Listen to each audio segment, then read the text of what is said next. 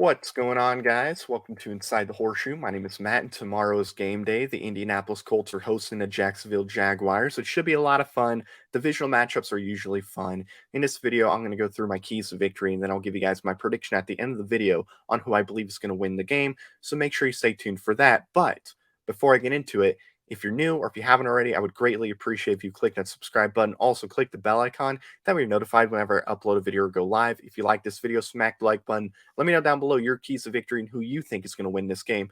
And also, if you have a Twitter, click the link in the description down below. That will take you to my Twitter, horseshoe_pod. Follow me there if you want my thoughts on the Colts and just other things in general.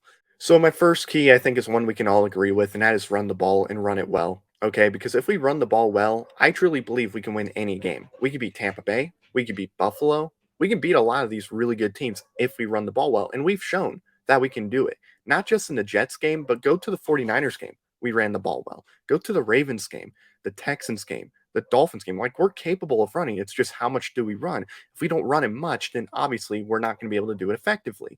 But you got to get Hines some touches too. Like, I want to see him get at least 10 touches, whether it's catching the ball or running the ball. Point is, get him more touches, get him involved in the offense, because that's going to be key. Because we saw if you open up some holes for Hines to run through, he's going to be absolutely dynamic.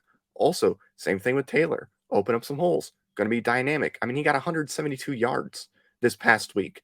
And the Jets, they weren't just like a, crappy defensive line. No, they were what, a top 10 defensive line in the NFL?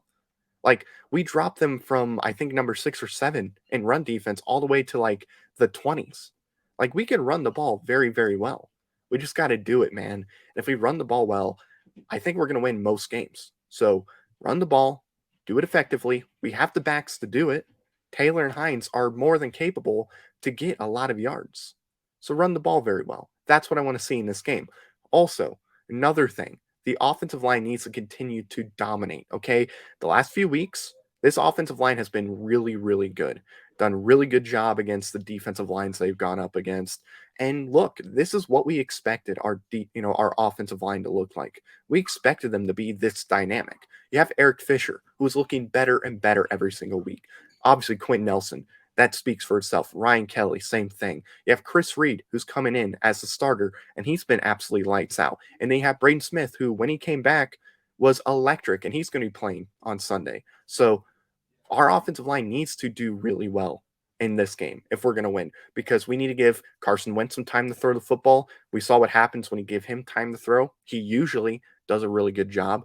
We saw what it does to the run game when the offensive line is playing dominant. It just makes our run game so much better, which makes Carson Wentz's job so much easier. So just continue to do what you're doing. And as long as we do that, I have all the confidence in the world that we're going to win a lot of games. So offensive line needs to step up and continue to do what they're doing. And look, we should be able to do it. Jacksonville's run defense is ranked 18th. Like, their defensive line is very middle of the road. It's not as good as the Jets. So just continue to do what you've been doing, and we're going to dominate when it comes to just, offensive line versus defensive line. So continue to do that. Also, we need to continue to score in the red zone when we get to the red zone. Our red zone efficiency has been so much better lately. It's been so much better because the first few weeks, it was terrible. Absolutely terrible. It was awful. But it's gotten better and better. And now we're scoring more often than not when we're in the red zone. Usually, when we're in the red zone now, we're getting points on the board. So let's continue to do what we're doing. Let's continue to get better and better. You can always get better. So we need to continue to do what we've been doing. And if we do that, I'm more than confident in what we can do as far as points. There's a reason why we're scoring 30 points a game in the last 4 games. It's because of our red zone play. It's gotten so much better. So let's continue to do that. And I feel like we can win. Also, the defense needs to get pressure on Trevor Lawrence. Okay. We're not doing the greatest job when it comes to getting pressure on Trevor Lawrence. Like, we're struggling in that department when it comes to getting pressure on any quarterback. Not Trevor Lawrence. We haven't played him yet. So defensive line needs to get to Trevor Lawrence. Put pressure on him. Force him to make some mistakes. Force him to make a bad throw. Force him to do something he doesn't want to do. Make him play uncomfortable. We got to do that. Okay. I know Jacksonville's coming in hot. They won 2 of their last 3 games, if I'm not mistaken. But we need to get pressure on them. They're not that good of a team. I'm sorry, Jacksonville. It's not a great team. It's definitely better than last year. and they're definitely not the worst team in the NFL. So there you go. I mean, you're better than Houston. You're better than the Jets. I'll give you that. But we need to get pressure on Trevor Lawrence because ultimately that's going to be the key to victory because our secondary has been struggling because we're not getting pressure on the quarterback. That plays a factor into it. If we got pressure on the quarterback, I'm more than confident that we would be able to, have our secondary play better. But it's not happening because we're not getting much pressure. Also, don't let Jacksonville's receivers beat you. That's my last key in this game is don't let the Jacksonville Jaguars receivers beat you. Contain Marvin Jones, Chenault, and Dan Arnold. Don't let them go off. Dan Arnold is definitely capable of having a pretty good game. Like he's definitely capable of it. Is he a top 5 tight end in the NFL? No, he's not. But he's capable of putting up good numbers.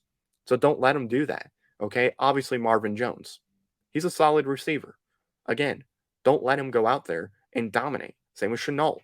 Chenault's a very good receiver. Don't let him have a big game.